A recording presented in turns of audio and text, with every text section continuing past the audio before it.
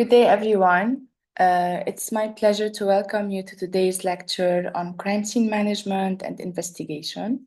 Our goal is to deepen our understanding of effective crime scene protocols, which are essential in forensic investigations in order to preserve the integrity and reliability of evidence. So, by the end of this lecture, you would be able to understand the role of crime scene investigators in scene assessment. You will learn best practices for initial crime scene response, and you would be able to analyze techniques for scene scope and boundary assessment. Also, you'd be able to maintain scene integrity and control contamination, to evaluate team approach and composition at the crime scene, and to explore crime scene search method, to implement personal protective measures and hazard identification, and finally, to handle media relations at crime scene. Each of these areas play a vital role in ensuring that crime scenes are managed with the precision needed to support accurate and credible forensic investigation outcomes.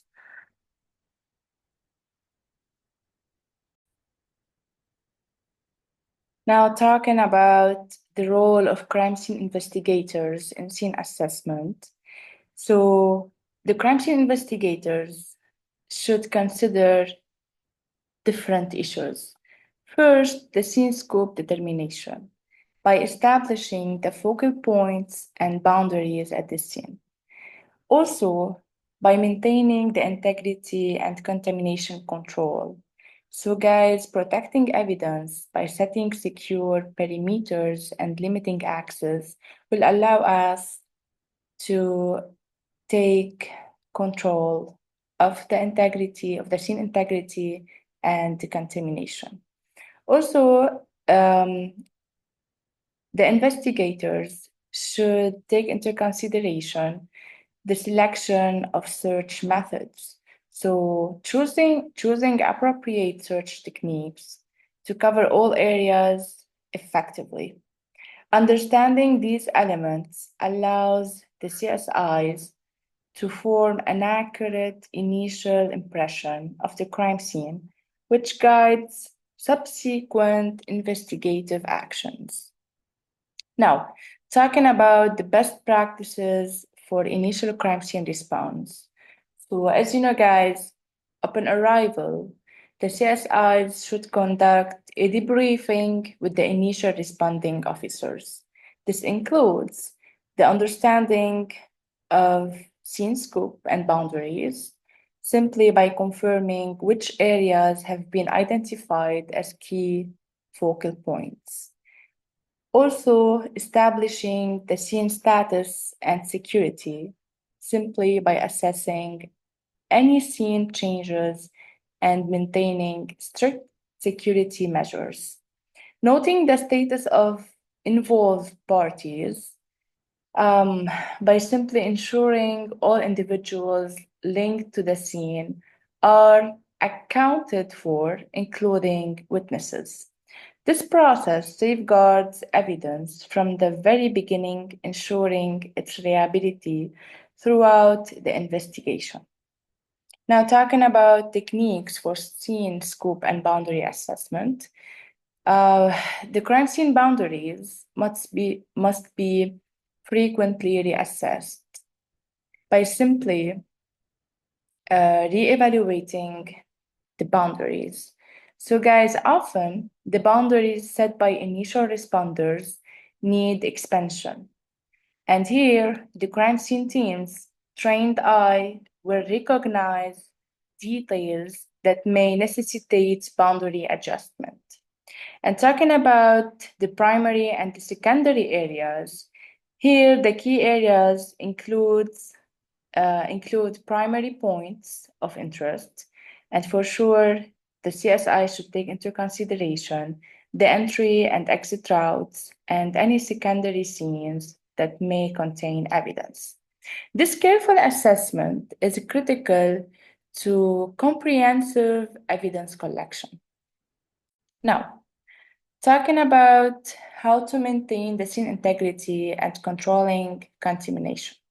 In order to preserve the scene integrity, CSIs employ a multi-layered perimeter system. And what does it mean? We have three different areas. We have the inner area, which is restricted to essential personnel, only for handling direct evidence. So this area is only for specialists, for the crime scene investigators, or even for the forensic scientists. We have also the working or staging area. This area is a buffer zone where resources and personnel can gather without impacting the inner area. And we have the outer area. This area is an external boundary to prevent public or media intrusion. All right? So these barriers minimize contamination and enhance the quality of evidence collected. Now, talking about evaluating team approach and composition at the crime scene. So, by selecting a suitable team structure, this selection depends on the crime scene complexity, guys. All right? So, when talking about the area approach, you should know that only one team handles all investigative tasks without a designated area. Okay? Now, when talking about the functional approach, uh, only specialized team focus on different tasks. For example, documentation or fingerprinting or even sketching or crime scene photography or even reporting. Okay, so coordinating between all of these specialists is really essential to avoid overlapping. Okay, the choice between these approaches depends on factors like scene size, resource availability, and the need of specialized expertise.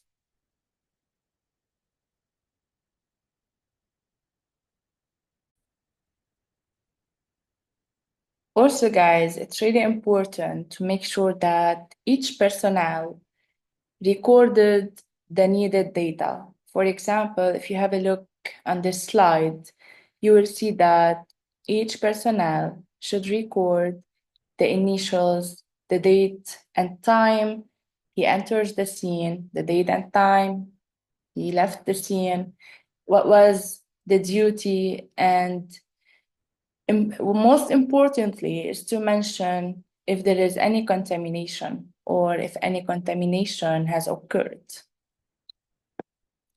Now we're going to talk about different factors to take into consideration that may affect the crime scene.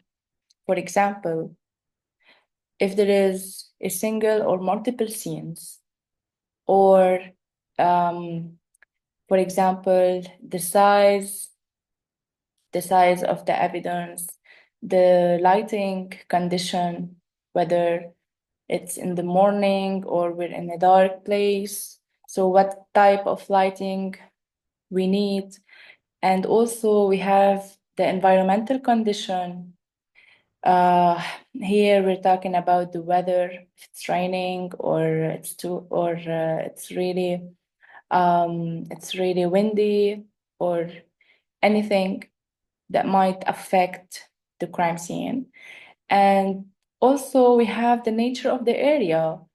So as you know, guys, working in a clean and organized area is totally different than working in a really scattered or unorganized place. And also the type of the floor.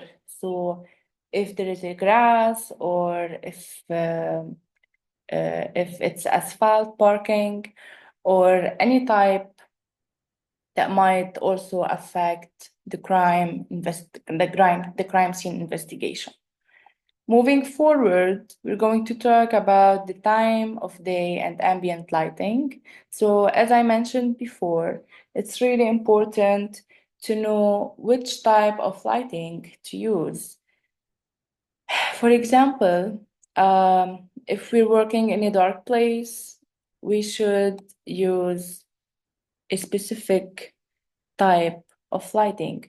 As you can see here, the flashlight provides effective lighting, but the beam obviously limit the area under observation. And also we have the ALS system, which is the alternative light source. As you can see, guys, in these two photos, the same area will be illuminated with far better results using the ALS.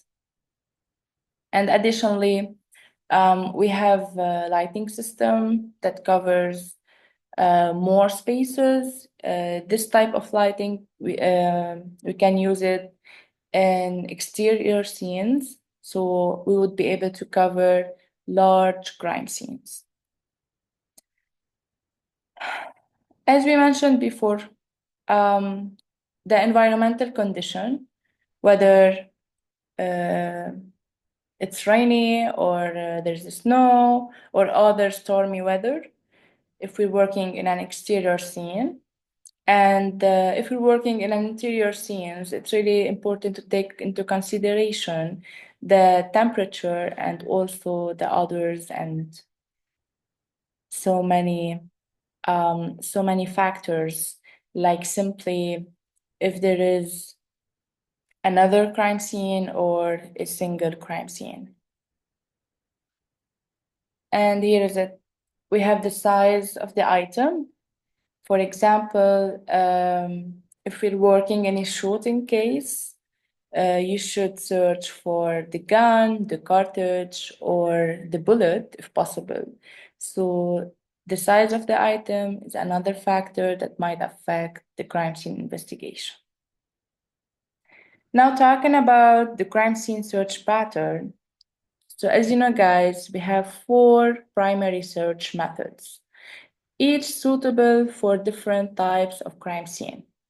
So let's start by the circle or the spiral search method. The spiral search method, guys, is effective for smaller or confined areas that can be performed inward or outward. So as you can see here, guys, if you're looking to narrowing your search, you can start from the outside to the inside. However, if you're looking to widening your search, you may start from the inside to the outside. Okay? So, now talking about the strip and line search. These types are ideal for open or large scene or large space, where searchers move along predefined lanes. So as you can see here in the image, guys, the searcher starts at one end of the scene and begins searching each strip reversing direction, okay, in order to reach the end of a lane. Okay? Now talking about the line search. The line search also is ideal for open or large spaces, as we mentioned before, but the primary distinction between the line and strip search is the number of searchers.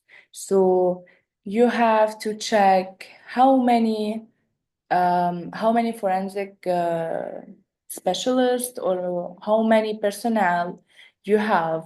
So here, as you can see in the slide, we need 6 personnel in order to follow the line search. Okay, so basically it refers to how much human resources we have.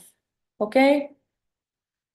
And to keep the line moving as items are encountered, the evidence is flagged and a team comes in behind the searchers to process the evidence. Okay? Now, moving to the grid search. The grid search provides double coverage by crossing perpendicular lanes. So it's it's uh, the lanes are covered in a 90 degree. Okay. This type of search is ideal for high evidence area. So as you can see here, guys, the searcher treats each set of lanes in the same fashion as in a normal strip search. So the searcher will start on an outer lane and moves up and down the lanes until reaching the far side of the area being evaluated. Okay. Uh, changing the direction of the search often changes the searcher's perception of the area, and you should ensure a more effective search. Now, talking about the zone search method, uh, as you can see here, guys, this search method divides complex or cluttered areas into manageable sections.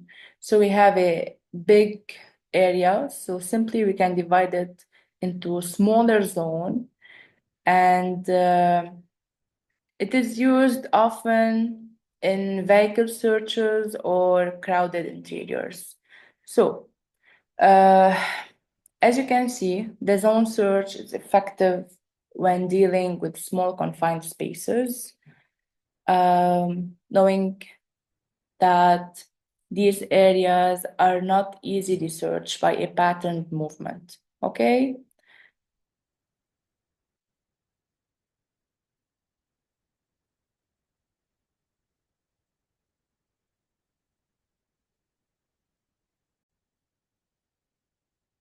So brief, the search method selection depends on the scene's physical characteristics, environmental conditions, and specific investigative needs.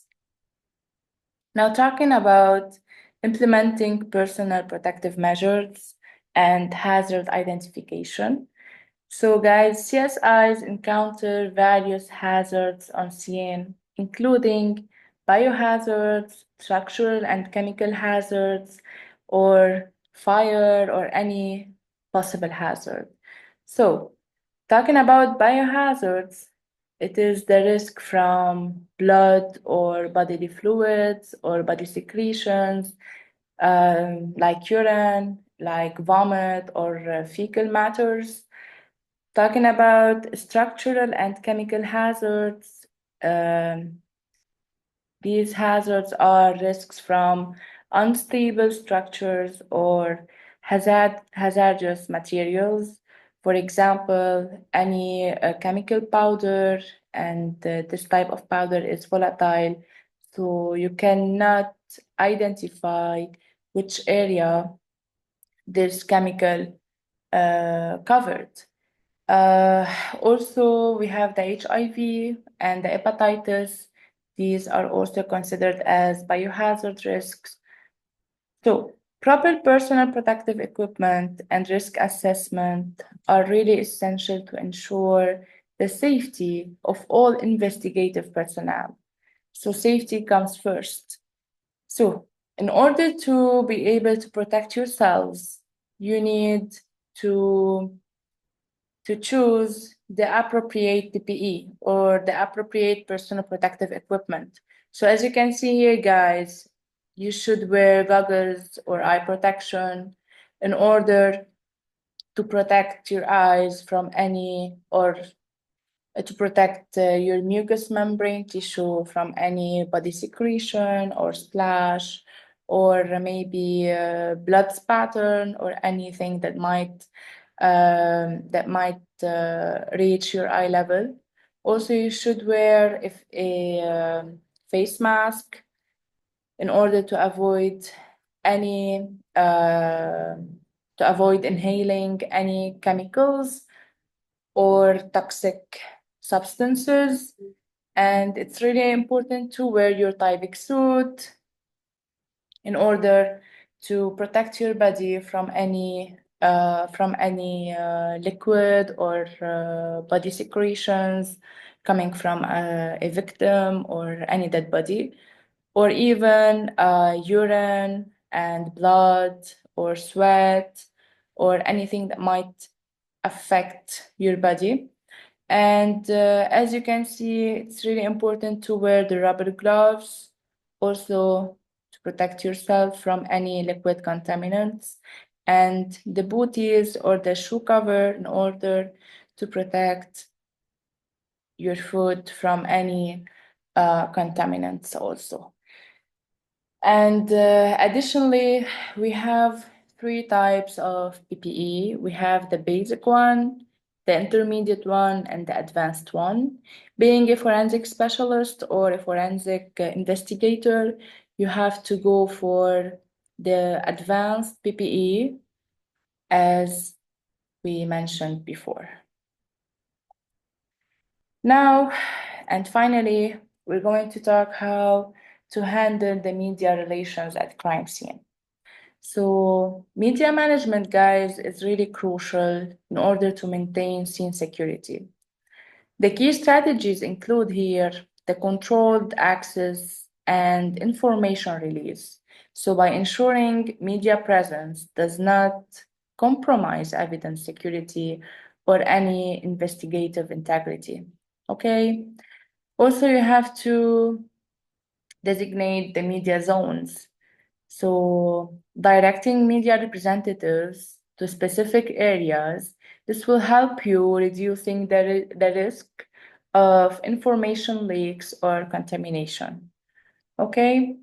And careful media handling allows CSIs or the crime scene investigators to conduct throughout uninterrupted investigations while respecting public interest. So please, guys, you should take into consideration how much it's really important to take control and managing the media in order to avoid any contamination or information leaks. So, brief effective crime scene management encompasses careful assessment and boundary settings, contamination control and search techniques, safety protocols, and strategic media interaction. So it's really important to know that each step is essential to ensure that evidence is preserved and analyzed with the utmost accuracy, ultimately supporting the pursuit of justice. That was everything, guys. Thank you for your attention, and I look forward to um, our discussion. And if you have any questions, kindly leave them in the comment area so I would be able to answer all your questions. And that's it.